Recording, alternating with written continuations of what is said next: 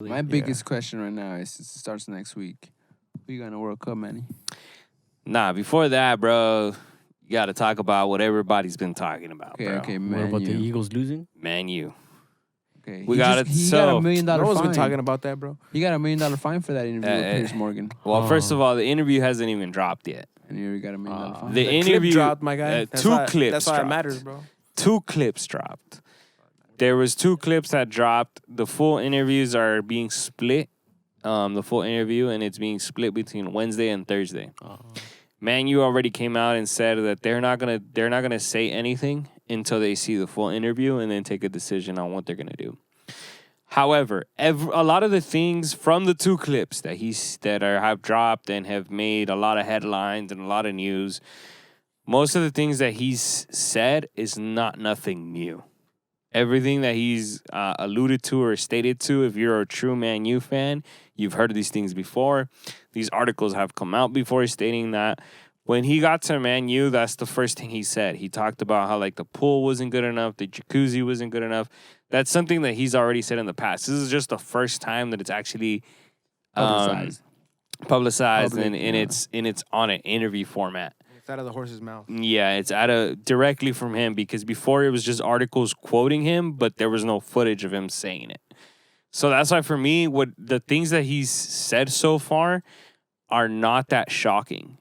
The other thing is, if you know anything about, like, Man U and what it's been going through, he's talking a lot to the fan base that has been asking for Why isn't he the playing? Glazers to sell Man U. Because the Glazers, which are the American owners of Man U, don't really care about the sport and don't really care about the club. It's an investment. Yeah, exactly. It's a marketing tool for them. For them, all they care about is how much money can we make through marketing. They're just like, all right, partnerships here, partnerships there. That's what they care about. That's why financially they've made a lot of money, but at the same time, these owners just put the club more in debt and they don't reinvest that money into the club. They keep that money for themselves. That's why they've been asking for, like, hey, sell the club. You guys don't care about the club. You guys don't care about the sport that way. The fan base has asked for that.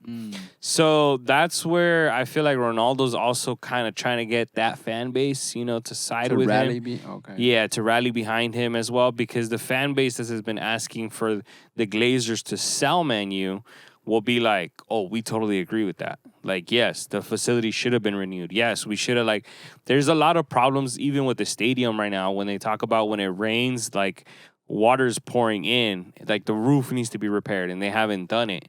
Those are the signs where, like, it lets you know that the owners don't care because they're not reinvesting into the club that way. Right. They're just... Do you feel like he has a valid point with his arguments? Like, with some things, yes, I would agree with some things. With some other things, I don't agree with. Like? Well, I don't agree with this. Like, what the whole interview thing. Like, the reason I don't agree with it is Making it public and shit. Yeah, making it public, but also the fact that you got a World Cup coming up and 2 of your teammates play for Man U. How does that affect your World Cup running now? Because you got 2 of your teammates that play with you and they're starters for Fuck Portugal. it, they're not wearing that jersey though. They're wearing the Portugal jersey. Yes, but at the same time, you could say that, and I agree with you that it should be about Portugal first. But at the same time, you know that people are emotional, and you know that people have a certain mentality. But you can say that, but at the same time, his beef isn't with those players. His beef is with the organization. Yes. And little do you know, maybe they feel the same way. Regardless if they start or they come off the bench, they may feel the exact same way, but they don't have the voice that Ronaldo has. Correct. I do agree with that part. You know what I mean? I think that doesn't affect them for shit. At the end of the day, they're pretty sure they're getting on the pitch and they say, fuck Manchester United. It's about Portugal right now. You know what I mean? It could be, but who knows? I mean, For me, it's just kind of like, I don't know how that affects your World Cup, because now the news and everything that you do is about this interview. And so, like, that's one thing. The other thing, the reason that this ended up happening, and that's the other thing about the club. The club didn't get ahead of it. Back in August, Ronaldo tweeted out and said, he's like, I'm going to air out everything in an interview and let you guys know what's really going on.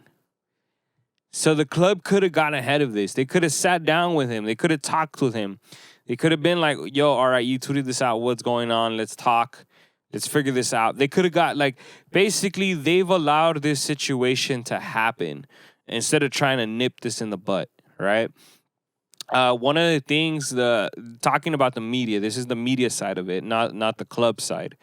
The media side, when Ronaldo didn't show up to preseason, the media was like, oh, he's trying to get sold. He's trying to leave. He's not trying to stay at Man U. Not thinking about the fact that his wife gave birth to twins. His son passed away, right? And this was back in May when his son passed away. And then preseason, He was stillborn, right? Yeah, he was stillborn. Okay. Because he has another son, and we want to make it sure. Well, he has more than one. Well, that one's not passed away. You know, what it's a stillborn child that happened. So then that happened back in May. In June, you have to start going to preseason, and then July you actually go out into wherever you guys are going to travel to. But he didn't go to that. He told he told the facilities, I can't go. Like, right now I got to take care of my family. My kid just passed away. It's understandable. Then after that, his daughter that was born with the twin that passed away, his daughter ends up getting sick after, I think, 2 or 3 months. And then once again, he tells them, like, I can't play right now. Like, I got to focus on this. Like, my family comes first, right? But they don't believe him. They don't take, like, his word for it. So that's another thing that he's going to air out in that interview, talking about how, like, he feels disrespected by upper management because upper management didn't respect him. The other thing is, before choosing to go back to Man U, he was on his way to Manchester City. So he was on his way to go play for Pep Guardiola. And the only reason he returned to Man U was because Sir Alex Ferguson, which was the coach that brought him to Man U originally, talked to him and told him, like, hey, like, you know, don't ruin your reputation by going to basically the other hated side of the city, you know, to our rivals. Like, no, come back to us. So he ended up coming back to Man U, but it was more of an emotional move where it's like, okay, the coach that gave me the opportunity is asking me to come back here. So he went back there because of that. So it's all his fault. I get it. And then now it's like, man, like, You're with a team that doesn't have the infrastructure. He's also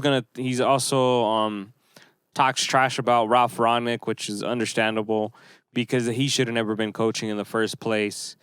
Which is what was the coach last year. But the other thing I believe as well is if he's able, he hasn't been playing well, but if he's able to pull off this World Cup. Like, I mean, honestly, pull it off. Because I think Portugal can win it all. What? I think so. The blasphemy. The way they're stacked, bro. This guy here. I think they can, bro. The way they're stacked. I mean, I think Argentina's like on a 30-something game winning streak or something like that. Bro. International play, I'm just saying. I also think Brazil can win it, too. Brazil's good. Brazil is super stacked as well. It's all on Neymar, too. But here's the thing. If Ronaldo's able to prove the haters wrong and win this World Cup, and because he's also doing this in order to leave Man U, because he already said he doesn't respect the current coach, he doesn't respect the people that are there, so we already know that he's trying to get sold in January. If he's able to show that he can still play in this World Cup and be able to pull it off, I think that's a good argument for him to go somewhere else. Because that was supposedly the hard part in summer, to try to get rid of him. Nobody wanted him because he has high wages. All right.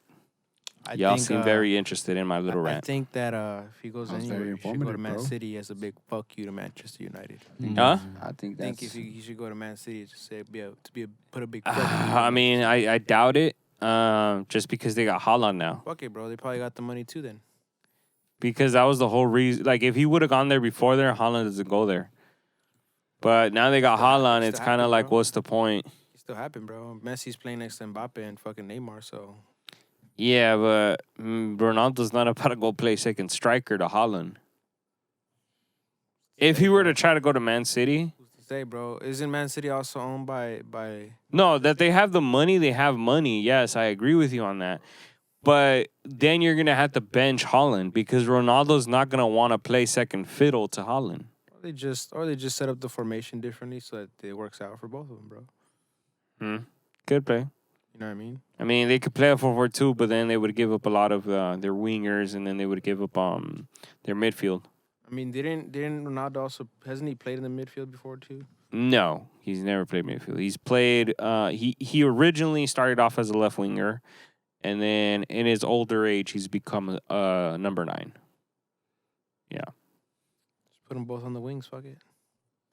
Haaland doesn't play on the wings, but all right, man. Fuck it, bro. You're playing next to another great player, bro. Haaland is a true number 9.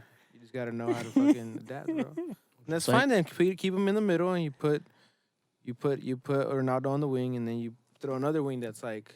Damn, bro. But then you would have to bench Phil Foden. Fuck Like Phil Foden, bro. You got Ronaldo and Haaland, bro. Man City fans right now are raving, give a bro. fuck For about you Man City saying fans, that, bro. you should clip that and put that up, I bro. will, bro. Yeah. Yeah. How are the Chivas looking in this World Cup? Damn, bro. Really? That's not even a country, but all right. Valid question, bro. Pretty sure there's some Chivas players playing in Mexico squad. Yeah. So I heard this thing that Chicharito's not going to the World Cup because there's basically the person who runs the federation of the Mexican soccer Doesn't like him? He did something for him not to like him. And what he did was there was like a gathering. I think they said it was like in New York or something like that. And the wife of this federation guy, she owns like certain like penthouses and stuff like that out there in New York.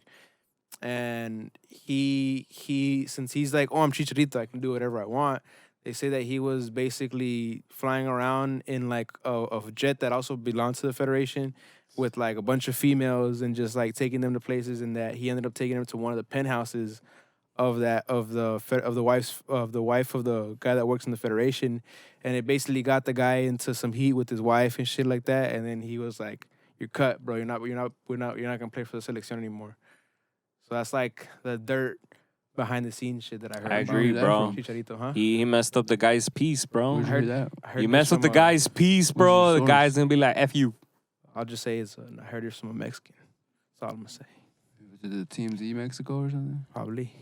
Probably. Got the sauce, bro. My sources, Got the bro. Just sauce, like you bro. won't reveal your sources, like on my Oh, sources. my, Oh. I'm a doctor, bro. It's like I'm a barber, so my confidentiality is like a doctor's. Oh, yeah, bro. Oh, I work in Yeah, the industry where bro. there's a lot of people You don't connected work too, bro. in So the that's how I industry. got my sources, bro. Got my sources. But yeah, because I saw that Yeah, Mexico put out their final squad. It just sucks not to see Chicharito there. But when I heard that, I'm like, huh. He was trying to use you got Raul his Jimenez, bro. he was trying to use his Carlos, clout. bro. for that. Carlos Vela. He's not in there too. Nah, Vela. What I, ain't what I out do there, like bro. to see though is that Guillermo Ochoa's on that squad. But I do like to see that Argentina's gonna win it this year. Oh. We'll see. We shall see. We Did you shall guys see. see this?